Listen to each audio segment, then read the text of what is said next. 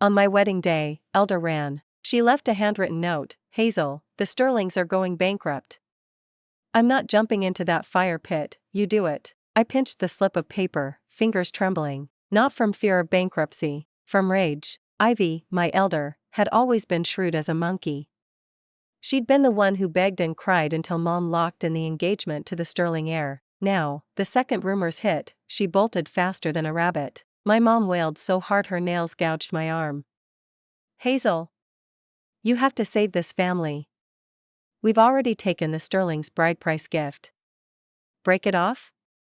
We can't pay it back. Your dad's tiny company can't survive. I looked down at the ill-fitting wedding gown. It had been tailored for Ivy and hung loose on me. The girl in the mirror looked pale. Got it. My own voice sounded hoarse. Outside, the horn urging me to finish makeup blared over and over. I yanked off the veil, grabbed the cheapest tube of drugstore lipstick on the vanity, and smeared it on. Let's go. Before we continue, please subscribe to the channel and tell us in the comments where you're listening. No groom showed up in person. The Sterlings only sent a driver and a half-worn black sedan. The driver's face stayed blank, all business. Miss Vance, please, silence the whole ride. When we reached the Sterling's so-called bridal home, I fell even quieter. An old condo complex. The stairwell was crammed with junk, paint curling off the walls. The moment the door opened, damp mold wafted out. A cramped two-bedroom under 600 square feet. Ellis, in the style my father's generation liked. The only new thing was a crooked, hand-cut tape to the living room window. A man sat at a paint-peeled wooden table. He wore a washed-out gray tee, jeans frayed at the knees. His hair was messy, like he'd raked it once and quit. The face was handsome, cut like a blade, straight nose. Only those eyes, black and depthless, carried no warmth. Ivy? His voice was low, flat. I answered vaguely, throat tight.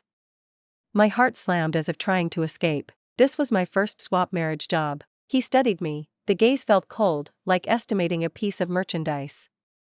I'm Emery. He pointed at a squeaky folding chair beside him. Sit. I sat stiffly, the wooden chair groaned in protest. You've probably heard. He lifted the plastic pitcher, poured half a glass, slid it toward me. Plain tap water, a faint limescale film floating on top. Companies hit trouble. He paused, tone calm as if discussing strangers. Right now I make $3,000 a month. I'm in debt. This place is rented. So, he lifted his eyes, that black stare finally locked on me, almost brutally frank. No wedding, no honeymoon. The Vance family sent you to cover the debt. He leaned in slightly, pressure spreading without sound. You can still walk if you regret it. The room was terrifyingly quiet. Only the old wall clock clicked, second by second. I stared at the cloudy water. Nails dug into my palms, hurting. Elder had run. Mom's tear-streaked face hovered. The Sterling's huge bride price had already been pumped into Dad's half-dead company. Break it off? Pay it back? We'd be bankrupt and on the street overnight. Regret? I tugged the corners of my mouth. My smile looked worse than a cry. Roof over my head works. I lifted the glass, didn't drink. The limescale swirled. 3,000, enough for food? Emery's brows flicked, barely. Stingy, but enough. Okay. I set the cup down. I eat light. And so the messy days began. Emery, my husband, was poor. Poorer than I could picture. He made 3,000, unchanging. My dowry was a suitcase stuffed with a few old outfits. Next morning he left for work the moment the door shut, leaving me alone in the broken little box. I perched on the whining folding chair, staring at the gray sky outside. My phone rang. Ivy. Hey? Hazel? Her voice was low, guilty relief leaking through. You okay? That Emery, is he really dirt poor? I gripped the phone, fingertips cold. Yeah. Ugh, knew it. Her pitch shot up, brimming with survivor smugness. Good thing I ran. Whoever marries that loser is cursed. Hazel, hang in there, taking the bullet for sis. No bullet. I cut her off, flat. Food, bed, idiot. Ivy panicked. That's what you call living. Listen, find a way out. You're young, don't chain yourself to a pauper for life. I meet rich guys every day, I'll set you up, later. I hung up, the screen went black. I saw my own reflection, eyes empty. Run? Where to? Emery came home nearly 10. Sweat and a whiff of motor oil. He tossed me a plastic bag. 2 cold steamed buns, 1 pack of pickled radish. Dinner. Curt, he headed straight for the narrow bath, water drummed. I clutched the stiff, cold buns. Stomach twisted. Not from self-pity, from hunger. I hadn't eaten all day. I broke a bun, nibbled with the pickled radish. Pulled, hard, scratching my throat. I swallowed anyway. The bathroom door opened. Emery in tank and shorts, hair dripping. Beads slid along his sharp jaw, over the jut of his Adam's apple. He was built, broad back, slim waist, muscles forged by years of labor. He glanced at my half-eaten bun, said nothing, walked to the living room corner where a rigid old bamboo mat lay. He lay down, back to me, taking most of it. Meaning clear, the flaking wooden bed in the bedroom was my turf. I stuffed the last half bun in, chewing hard. At the bedroom door I paused. What do you do? I asked. The mat creaked as he shifted. Fix cars. Muffled. Right. I nodded. Works good. I shut the door. Rusty hinges screeched. Leaning against it, I listened to his rustles on the mat. Staring at the tiny, musty new room. A mechanic. $3,000 a month. Neck deep in debt. Life would be rough, but still better than the sidewalk. Had to survive. Step 1, earn money. I rummaged in my battered suitcase. Apart from a few clothes, only an old college laptop. Screen cracked. It would forever to boot. Internet crawled. I blasted resumes across job sites. Major? Design. Experience?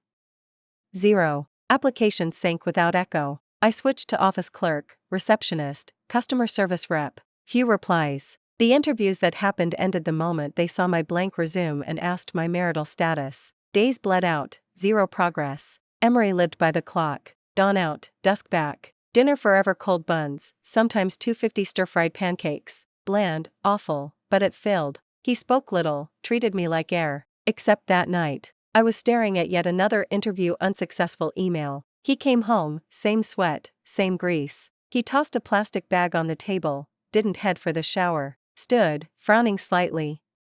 You stare at that thing all day, why? Job hunting. Straight answer. He blinked, apparently hadn't expected that. After a beat, found one? No. Back to indifferent. Save electricity. He disappeared into the bathroom. I gazed at the dim screen, inhaled. Shut the laptop. Save electricity. Fine. No computer, then hit the pavement. Under blazing sun I crisscrossed the city. Printed a stack of resumes, 50 cents a page, hurt. Seeing dishwasher wanted, meals included taped to a greasy diner window. I hesitated, then pushed in. Oily floor, choking walk smoke. Diner, a plump middle-aged woman, cigarette dangling, looked me up and down.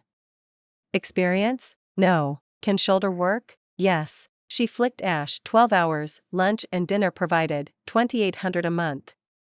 Take it? $2,800. Quick math, 200 less than Emery, but 2 meals. I'll take it. I nodded. Show up tomorrow. Diner waved like shooing flies. Outside, noon sun roasted. Yet inside me, a tiny skip, at least I wouldn't starve. Evening, I told Emery about the job. He was biting a cold bun. He paused, glanced up. Complex eyes, surprise, something else I couldn't read. Where? Old Jane's homestyle on the back street. Doing what? Dishwasher. Silence again. He finished the bun. Don't stay too late. 3 dry words. Next day I started at Old Jane's. Diner hadn't lied, grueling. Mountains of greasy plates, scalding water, stinging detergent. Day's end, back screaming, fingers white and shriveled. But the staff lunch, oil and meat. I scarfed like I'd starved 3 days. Night, legs leaden, I dragged home. Emery not back yet. I collapsed on the creaky wooden bed, couldn't move. Later, the door opened. He'd come back. Seemed extra drained, steps heavy. Instead of the usual shower or mat, he stopped at my door, knocked the frame. I pushed myself up. He stood outside, light behind carving a tall silhouette, face in shadow. Here. A plastic bag. Inside, 2 meat buns still faintly steaming. Not the usual 50-cent plain ones. Real pork buns, $1.50 each. I froze, didn't take it. Take it. His tone rough, he stuffed the bag in my hand. Thin as a pole, don't faint in their sink. He turned, went back to his bamboo mat. I clutched the warm plastic. Meat aroma drifted. My nose stung. The popper feeling generous today? Days slid by in grease and sweat. I became the fastest dishwasher old James had ever seen. Diners' gaze shifted from picky to almost approving. Dylan, quick hands. Way better than the last few. When service slowed, chef sneaked me a fried drumstick or leftover meats. Girl, eat more. Skin and bones. Chef could actually cook. Color slowly returned to me. Emery stayed the same. Up before dawn, back after dusk, reeking of motor oil. Sparse words, but the nightly offerings changed. No more rock-hard cold buns. Sometimes warm veggie pies, sometimes egg-topped fried rice. Once, even a golden-baked sweet potato, caramel sweet. He handed it over, expression blank, shop promotion, free. I didn't expose him. That sweet potato bag bore the logo of the upscale dessert cafe in the nearby mall. A promotion? Right. I just accepted. The sweet steam warmed my hands, then my stomach. We were strangers under one roof. An odd, quiet distance. I had the bed, he the bamboo mat. Line drawn. Until the day. I ran a fever. Probably exhaustion, plus the diner's freezer-cold AC. Past midnight I burned, bones aching, throat desert dry. I struggled up, headed for the living room for water. Steps light, vision blackening. At the bedroom knob my legs buckled. No cold floor crash. A strong arm caught me mid-fall. My scorching body slammed into a chest that smelled of sweat and faint tobacco. What's going on? Emery's voice sounded overhead, still husky from sleep, edged with a tension you could almost miss. Thirsty. I was burning up, too dazed to think, clutching at the first lifeline I sensed and curling instinctively into his chest. His hand brushed my forehead. The scorching heat made his brows snap together instantly. You're running a fever. Without another word he scooped me up in one motion. My body left the ground and I yelped, arms flying around his neck. He carried me the few steps back to the wooden bed and set me down. The move wasn't gentle, but it was steady. Stay put. He turned and walked out. Moments later he reappeared with a glass of warm water and a wet towel. He lifted me a little, pressing the cup to my lips. Drink. I sipped the warm water slowly, my parched throat finding small relief. He wrung the towel, folded it, and laid it across my forehead. The coolness made me sigh in comfort. He stood beside the bed, his tall frame blocking the dim light. I couldn't read his face. I could only feel his silent gaze. Medicine. I rasped. None in the house. His voice was low. Wait. He strode out again. I heard drawers slamming, a muttered curse. After a while he came back. Crisp, wrinkled bills in one hand, a few coins in the other. He pulled on the faded gray t-shirt, shot me a look. I'll be quick. The door banged shut. Quiet returned. The towel on my forehead warmed to body temperature. I drifted in a haze. Time blurred, long or short, I couldn't tell. The door opened. Emery burst in with the chill of late night clinging to him. Breath ragged, sweat on his brow, a small plastic bag swinging from his fingers. Up, take these. He eased me upright, pushed tablets into my mouth, handed me the water. The motion was clumsy, almost rough, but I swallowed the pills. He tore open another package. Sweet rice aroma drifted out. A disposable cup of instant congee. Hot, have some. He stuck the straw in and held it to my lips. I sipped the warm congee. Heat spread through my empty stomach. He sat on the creaking folding chair, watching me eat. Only the soft sound of my sipping and his slightly heavy breathing filled the room. Quinn, I whispered when I finished. He didn't answer. He simply lifted the now warm towel, went to the bathroom, soaked it in cold water again, wrung it out, and laid it back on my forehead. The coolness returned. Sleep, he said. Call if you need anything. He started toward his bamboo mat. Emery. I stopped him. He paused, back to me. The medicine, was it expensive? I knew he was broke. His spine stiffened. Worry about yourself. The words were hard. He lay down on the mat, facing away. In the dark I stared at the outline of his back. The warmth of the congee still flowed inside me. Next morning the fever had eased. I struggled up, meaning to wash the dishes. Emery was already up, blocking the bedroom door. Stay in bed. His tone was flat, final. Called you in off. Missing a shift costs money. I murmured. So be it. Rough, clipped. Won't kill us. He tossed me 2 still warm steamed buns and a pouch of pickled radish.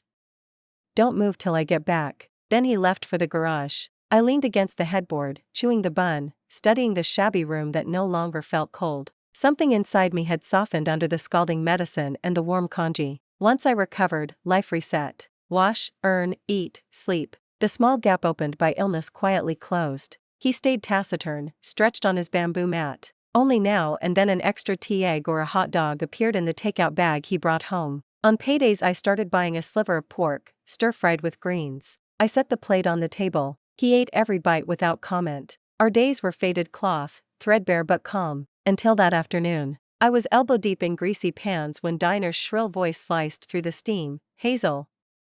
Someone here for you." I wiped my hands and stepped out. By the entrance stood a vision of designer bag catching the light like a crown. "Ivy." My face froze. "Hazel."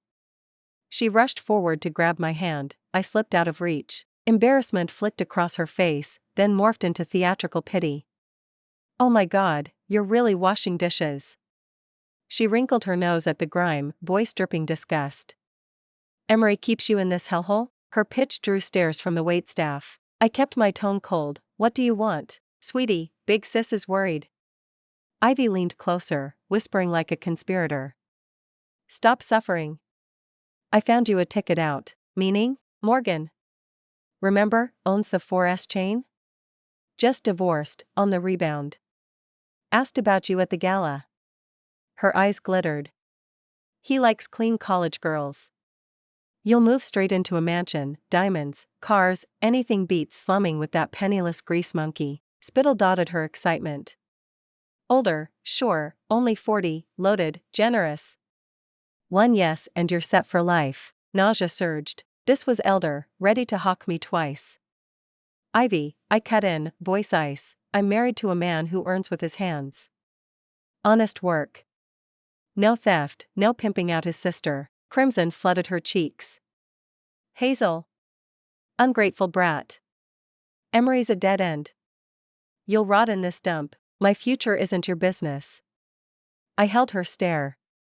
"Mind your own," she sputtered, manicured finger stabbing air. "Enjoy poverty.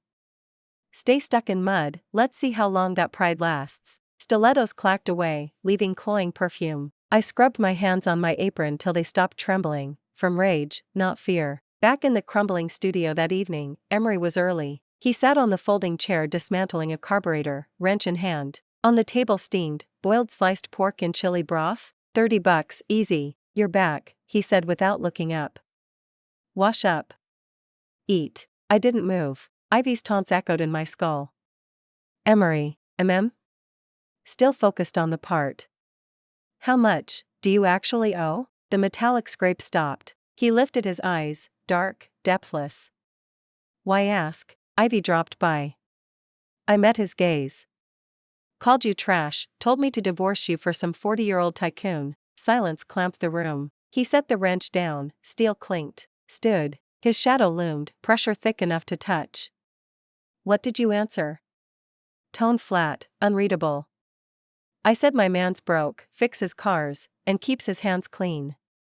Doesn't sell his wife." The last 4 words rang like iron. Emery's pupils shrank a fraction. Seconds stretched. Then he laughed. Not the cold half-smirk I knew, an honest curve of mouth, ice cracking to let light through. "Well said." He ruffled my hair, rough-skinned fingers, light, clumsy. "Eat." He turned for bowls and chopsticks. I stood blinking at the tingling on my scalp. The pork tasted of nothing and everything. He said little, but the air felt different. After dinner he lingered, watching me clear plates. "Quit that job," he said suddenly. I paused. "No dishes, no groceries. Won't starve." Hard again. "That place, bad crowd." I thought of the grabby assistant, of Ivy's scene. I nodded. "I'll quit tomorrow." A beat. "Stay home, Rowan. You're too thin." I said nothing, already scanning want ads in my head. Days later my phone buzzed, unknown number. "Hazel? Starlight Design Studio here. We got your resume. Can you come Jordan afternoon for a job interview, design assistant?" My heart pounded. "Yes. Absolutely." I ironed my best shirt, jeans crisp, hair neat in the cloudy mirror. Starlight occupied a bright new office tower. The receptionist smiled me toward Leo, design supervisor early 30s. He flipped my college portfolio, asked technical questions. I fumbled a few but stayed earnest. Solid foundation, good eye, Leo said, adjusting his glasses. Assistant pay sucks, $350 a month internship, $450 after. Grunt work, long hours, $350, better than tips at the sink. I'm not afraid of grind, I blurted. I want the experience. Great.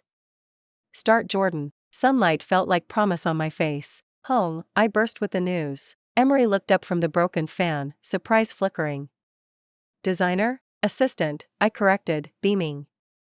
Still, real work, real learning. His mouth twitched upward. Far? He asked after a pause. Subway ride. Hours? 6-ish, probably lots of overtime. Jordan, I clocked in. The grind was real, endless revisions, nitpicking, tongue lashings. I soaked it up like a dry sponge. Every night I dragged myself home. Emery's takeout upgraded, meat dishes, fruit, once half a roast chicken. Boss bought lunch, he claimed, same as always. I couldn't be bothered to call him out. The days slid by in a blur of work. Between Emery and me, a new balance seemed to have formed. He slept on his bamboo mat, I slept on my bed. The boundary was still clear, but the invisible distance felt less heavy. When I worked late, he'd send a single WhatsApp, when back, just 3 words. I'd answer soon. Or, just got in the car. Sometimes I sketched until after midnight, my stomach hollow. Out in the living room a box of still warm milk or a bun would appear. I knew he'd left it. A small warmth rippled through me. Then came that weekend. Leo cornered me, awkward. Dylan, tomorrow night we entertain a big client. He asked to meet the design team. Can you come? I hesitated. These banquets were my nightmare. Boss, I know you hate them, Leo murmured, but this client is crucial. Land him and the studio set for the year. Big bonus. Just show up, pour a few drinks, smile. Dress nice. Bonus. The word hooked me. Okay, I nodded. Back home I tore through my closet. Nice? The only decent thing I owned was the old blouse I'd worn to my job interview. Emery appeared in the doorway, eyeing the pitiful heap on the bed. What's up? I flushed. Client dinner tomorrow. Boss says dress nice. He said nothing, turned and left. I thought he'd gone to the living room. A minute later he was back, a flat carton in his hands. He tossed it onto the bed. Try it. Puzzled, I opened the box. Inside lay a dress, simple, off-white, nipped waist, V-neck. The fabric felt expensive. The tag, still attached, bore an English label I didn't recognize but somehow knew wasn't cheap. I froze. This, won it in a raffle. Wrong size, buried it, he said, tone flat, like it meant nothing. Waste to let it rot. See if it fits. I lifted the dress, lost. The label, the cloth, nothing about it said raffle. But his eyes were steady, take it or leave it. Quinn, thanks, I whispered. Next evening I stood outside the private dining room in that off-white dress. It fit perfectly, lengthening my legs, sharpening my silhouette. Leo's eyes lit up. Dylan. Killer outfit. Inside, glasses clinked like wind chimes. The client was a 40-something Mr. Davis, beer belly, eyes that kept sliding over me. Leo kept pushing me to toast. I forced down 2 glasses. Red wine scorched my empty stomach, my head floated. Ms. Vance, so young, so talented. Avery loomed, sweaty palm braced against my chair. Come, one more with me. The stink of liquor and cigarettes hit me like exhaust. I swallowed bile, tried to lean away. Avery, let me toast you. I lifted my glass, desperate to finish and escape. His hand clamped my wrist, greasy, clammy. I shuddered. Oh ho, silky skin, he cackled, other hand angling for my thigh. Avery, you're drunk. I jerked upright, sloshing wine as I yanked free.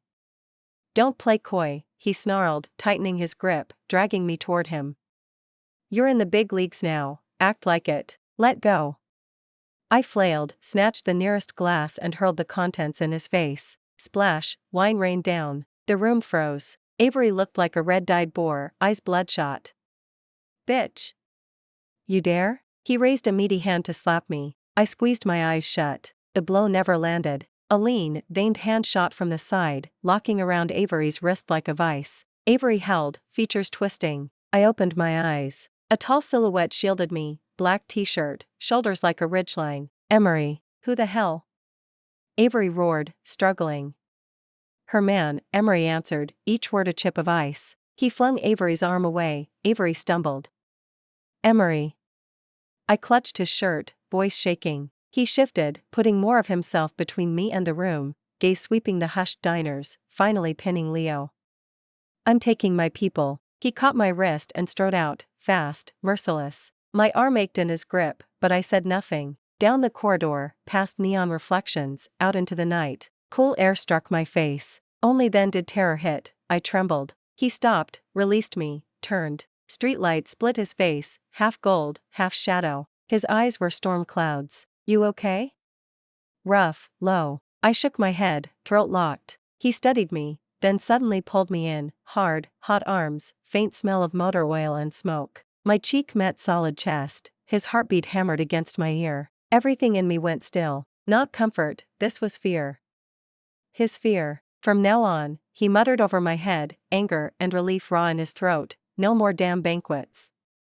Tears came, not from the assault, but from the brutal, awkward hug. He cares. I slid my arms around his waist, pressed closer, answered into his shirt. His body stiffened, then crushed me tighter. We stood under the sodium light until my legs numbed and strangers stared. Finally he let go, ears scarlet. Home, he barked, looking away. Okay.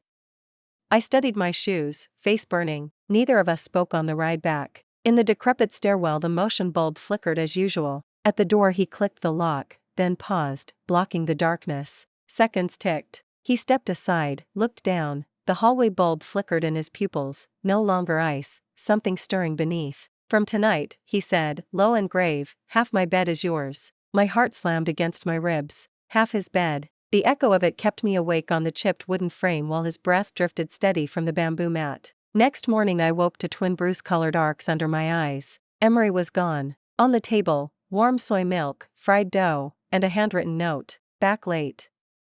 Locked door. I held the scrap of paper, pulse skittering. All day at the studio I botched revisions, got scolded, mine stuck on half my bed. Night crept in, the apartment stayed empty. I glared at the rigid mat, then at the slightly wider bed, cheeks blazing. Forced myself to work. Hours later a key scraped. I shut the laptop, heartbeat leaping. Who's there? Me.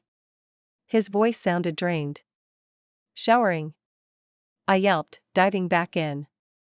K.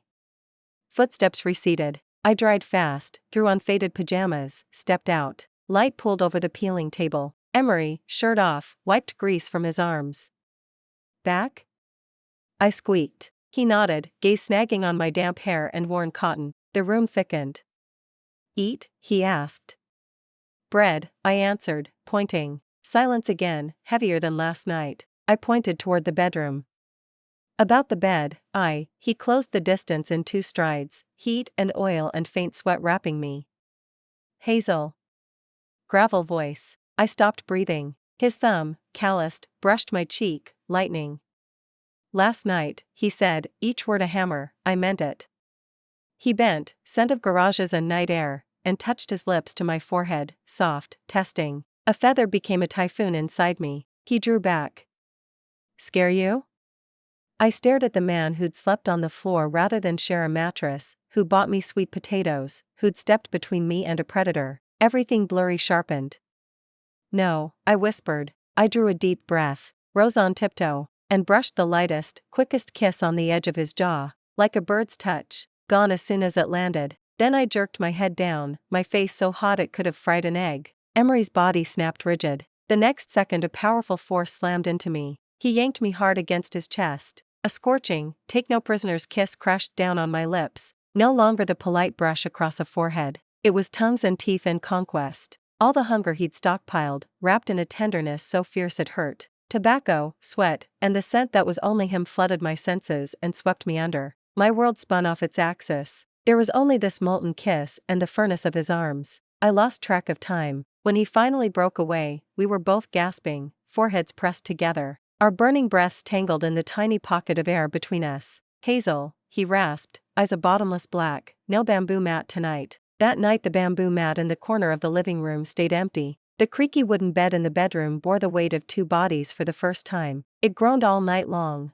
Half protest, half love song. Emery and I crossed a line. We went from strangers sharing a mat to a real married couple sharing a bed. Still broke, though. He still left at dawn and came home greasy from the shop. I still fetched coffee at the studio and got barked at by account managers. But life felt different, like an invisible current of warm water had slipped in. When I trudged back to our shack at night, the walls weren't cold anymore. There was a pair of arms waiting to shoulder my exhaustion. Emery never wasted words. He spoke with actions. The takeout he brought grew fancier, sometimes even had surprises tucked inside. When I smeared chili sauce on my only decent blouse, he slid me a gift card without blinking, employee perk from the garage. When late-night drafting left me shivering, he bundled me, quilt and all, into his chest. I tried just as hard, worked overtime, tidied our shoebox until it shone. The day my bonus hit, I splurged on pork and cooked an actual meal. My skills were meh, but he cleaned every plate. Days were plain yet steady, a quiet river that felt like it could run forever.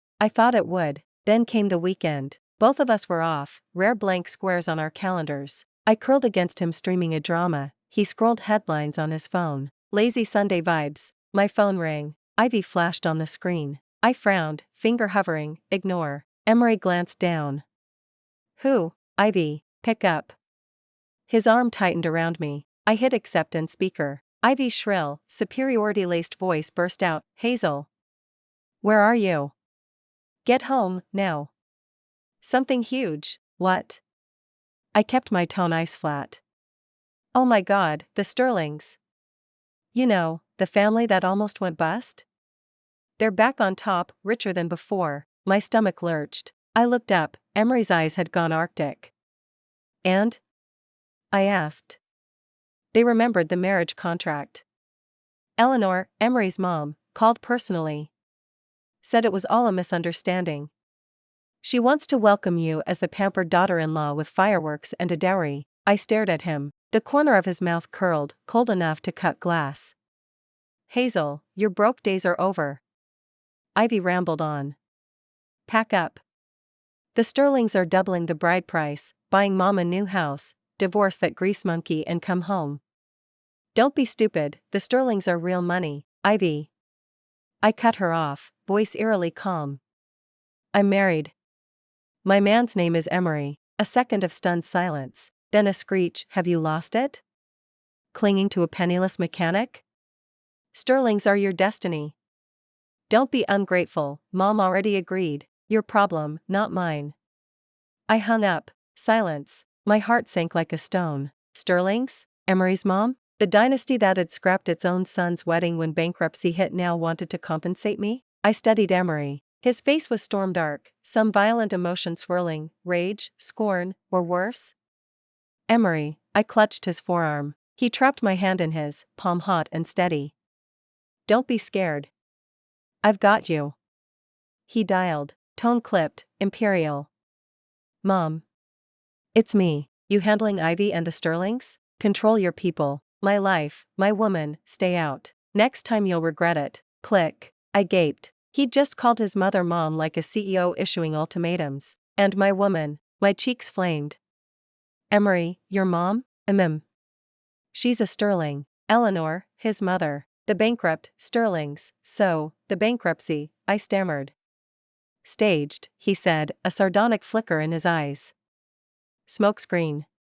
Understanding punched the air out of me. At the first rumor, Elder Ivy had sprinted, shoving me into her runway. Eleanor had okayed the bride swap, test?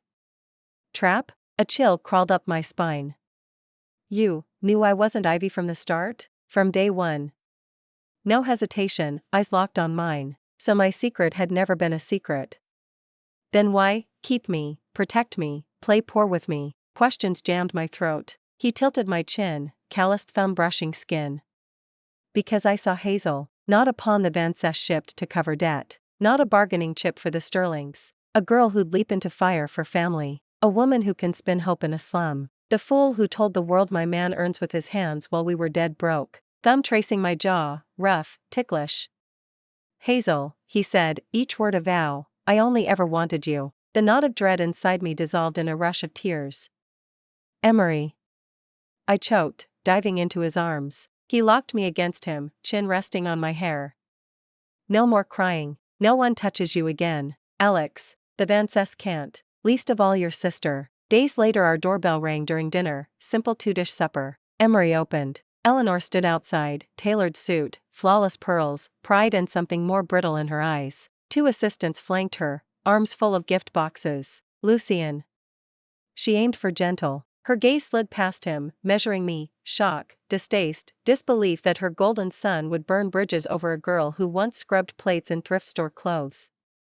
Miss Vance. A stiff smile. Casey, let her in. Our tiny living room shrank around her. She skimmed the peeling table, whiny chairs, humble food, her mouth barely tucked in distaste. Lucien, you live here? Accusation laced every syllable. Works for me. Emery served me another piece of tofu. Quiet. She exhaled through her nose, turned to me. Miss Vance, I mishandled things. You've suffered. I hear you're toiling at a small studio? Grueling. Sterling Holdings has top-tier design firms, if you'd like. No, thank you. I set down my chopsticks, meeting her gaze. I'm learning plenty where I am. Her smile froze. Mom, Emery cut in, voice edged with warning, she's my wife. Her choices are mine to respect. Color blotched Eleanor's cheeks. She inhaled, visibly throttling irritation.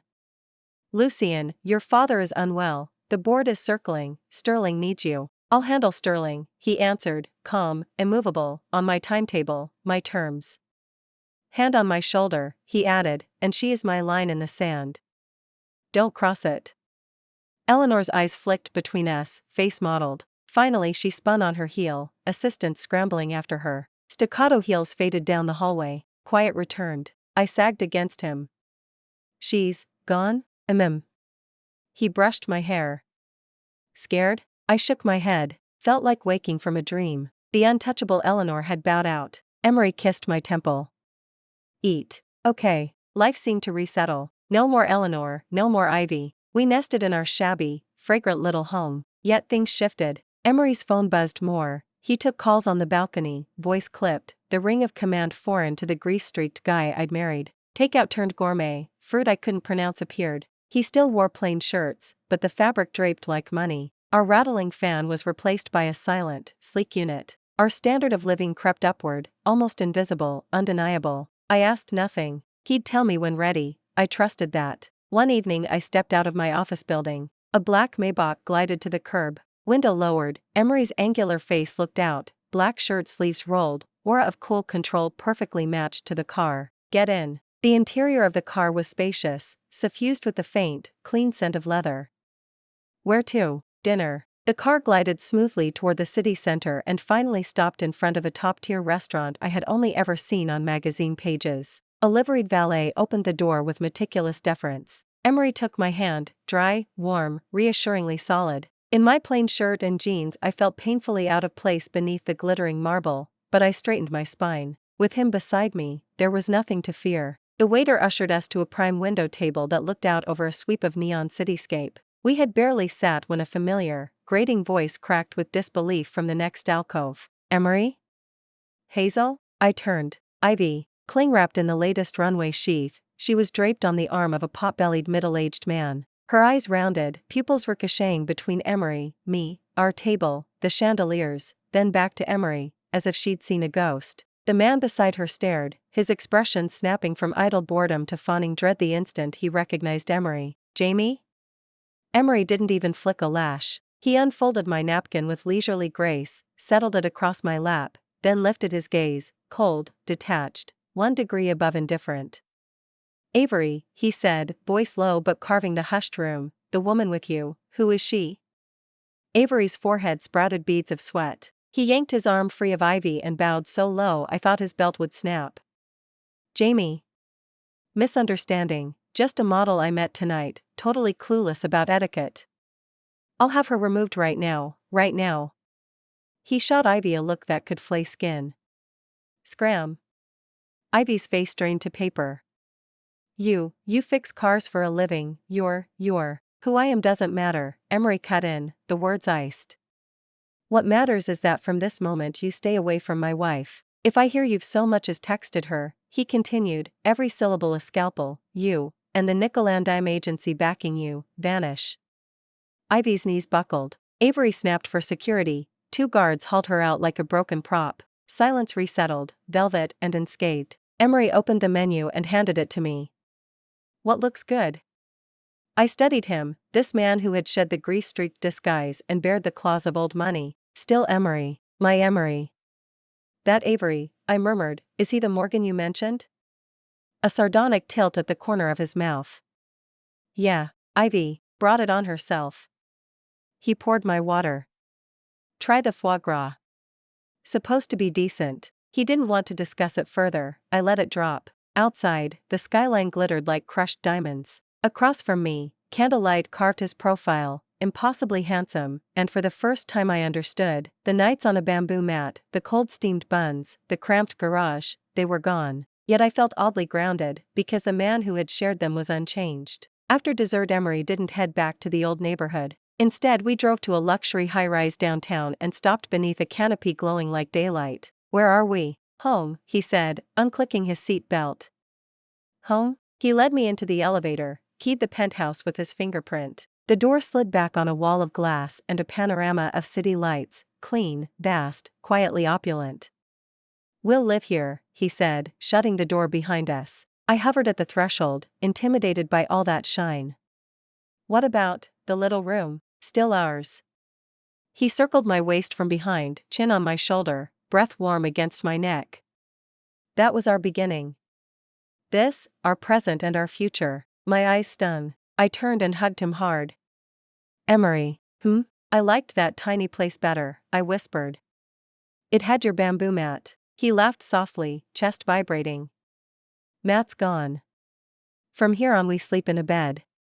My bed. Months later I was made permanent at Leo's studio. Salary up to $5,500 a month, pocket change to Emery now, but mine, earned. He gave me a gift, not jewelry, not a handbag, but a top-end graphics tablet, professional design software, and an invitation to a premier design academy. Like it? I nodded so hard my vision blurred. He ruffled my hair. Study hard. My Cameron can't spend her life washing dishes. I mock glared. He laughed and kissed me. Life steadied into a rhythm. By day I drafted storyboards. By night I attended master classes. We kept the old tenement, dropping in on weekends to squeeze onto the creaky wooden bed and nibble street-style barbecue, as though nothing had shifted. One evening, our first anniversary, Emery cleared his calendar and I took half a day off. No Michelin star dining, he drove us back to old Jang's homestyle cooking. Dinah's jaw dropped when she spotted us. Dylan. Sam, she stammered, eyes bugging at Emery's tailored coat. Emery merely smiled. 2 orders of stir-fried pancakes with egg, and the poached pork slices, please. Chef's head popped from the kitchen. Dylan. You brought your hubby. Sit tight, double meat, coming up. Greasy formica, the same chipped bowls, but Emery fed me pancakes doused in chili and we grinned like the first week we met, when his paycheck had been $3,000 and mine had come from a dishwasher's apron. Afterward we strolled the old block at sunset, shadows stretching long on the cracked pavement. Emery. I swung his hand. How long did you pretend to be broke? He slowed, gaze catching the gold light. From the minute I found out Ivy was going to run. He told me, Sterling Group had been targeted, whispers of hostile takeover, of accidents that might happen to the sole heir. He faked collapse to smoke out jackals, and his mother's Badam bride scheme simply gave him cover. I never expected, he said, squeezing my hand, to net a silly little fish who swam right into the trap. I flushed. You're the fish. He chuckled. Fair. I'm your fish. At the corner a new bubble tea shop had opened. Want some? He asked. Yes. He moved through the queue, tall, decisive, while I watched, heart as warm and sweet as the drink he would bring back. Ivy? Word was Avery, still bruised from crossing Taylor, had lost half his dealerships and any interest in her. Her name in Riverdale social circles turned toxic. She slunk back to our hometown. Mom tried to intercede once. One look from Emery froze the plea in her throat. The greasy diner itself now belonged to Chef. Emery bought the deed quietly and let diner collect rent as delighted middle landlord. Justice served all around. Emery returned with 2 cups, hot taro for me, iced jasmine for him. Hazel. Yeah? It's been a year. We traded the bamboo mat for a bed. When, he murmured, lips brushing my ear, do we add a tiny extra body to that bed? Sunset fused my cheeks with heat. I sucked up the last pearls and muttered, depends on your performance. His laughter scattered on the evening breeze, warm, steady, ours. 2 more years. My design studio opened, small, busy, mine. Emery sent a congratulatory flower arch big enough to block the door. Cameron, go break it. Lose money, I'll cover. Make money, it's yours. That night he tried to cook and nearly torched the new kitchen. I chased him out, boiled 2 bowls of noodles, and we sat in the marble dining hall slurping the simplest Yongchen soup. Still tastes better when you cook it, he said, mouth full. Flatterer. I rolled my eyes, smiling. My phone rang, unknown number, but I recognized the sob. Hazel, please, loan sharks are in my apartment, they'll cut my hand, please, just once. I glanced at Emery, he was busy flicking an overcooked bok choy stem, oblivious. Ivy, I answered evenly, you paved this road the day you shoved me into your mess. I'll take care of Mom. As for you, save yourself. I hung up and blocked the number. World quiet again. Emery raised an eyebrow. Nothing, I said, just noodles going cold. He slid his only fried egg onto my chopsticks. Eat more. Under the pendant light his features had softened, mature and gentle. I bit the yolk, molten, sweet. Life rolls on, wind, rain, sun. As long as he's beside me, all of it is fine. Honey, tomorrow's the weekend. Yeah? Let's visit the old place? He hesitated, then smiled, warm as the boy who once handed me a roasted sweet potato. Sure, bring your bamboo mat? I teased. He leaned in, cupping my chin. Asking for trouble? The kiss tasted of soup, of home, of every mile we'd come. The end.